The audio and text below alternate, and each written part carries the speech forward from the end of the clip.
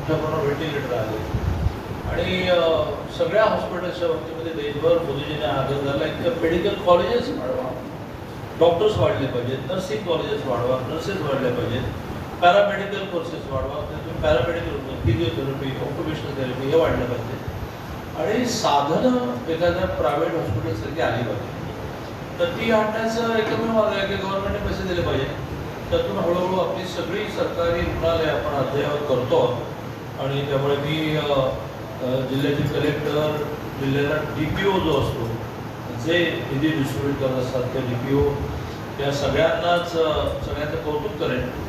कारण निर्णय जरी आम्ही केले तरी ते वेगाने पुढे पळवायचे असतात. त्याचं आपलं रेंगाळत पडलेलं असतं. ते सँक्शन केले 2 वर्ष झालं नाही, ते सँक्शन केले 3 वर्ष झालं नाही, त्याचे फंड स्लॅब झाले. तर त्यांनी अतिशय तत्परतेने हे सगळं केलं.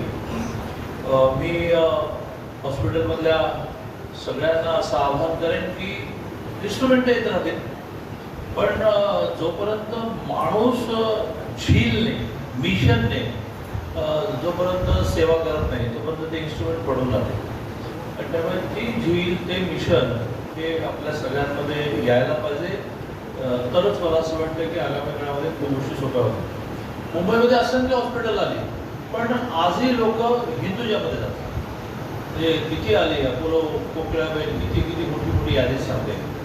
का हिंदुजामध्ये जातात? हिंदुजाचं मी काय कॅनव्हासिंग करायला तो बरं नाही, पण माझ्या आयुष्यातली सगळी आजारपणं हिंदुजामध्ये झाली.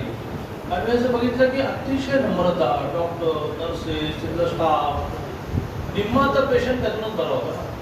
आणि अतिशय एक्सपर्ट डॉक्टर वेगळ्या हॉस्पिटलमध्ये त्याच्या ऑपरेशनला देतात. म्हणजे जितू मांडके तिथे होते. हार्टचं ऑपरेशन, बायपास ऑपरेशन म्हणजे मांडके, तेही हार्ट ऑपरेशनने गेले, त्यांची पण बायपास करावी लागले, बायपासमध्ये गेले. पण जितू मांडके तिथे होते. जितू मांडकेची अपॉइंटमेंट मिळायला 6 महिने लागले. तशी एक मोठी नावं ही आपल्याही हॉस्पिटलमध्ये असतात. त्या सगळ्यांनी त्यासाठी मिशन मोडवर काम करायला लागतं असं मला वाटतं. सुहास बाबरांनी माझ्या शेजारी बसत असताना एक विषय काढला. मोठ्या प्रमाणात ग्रामीण भागातले पेशंट इथे येतात, ते ॲडमिट होतात.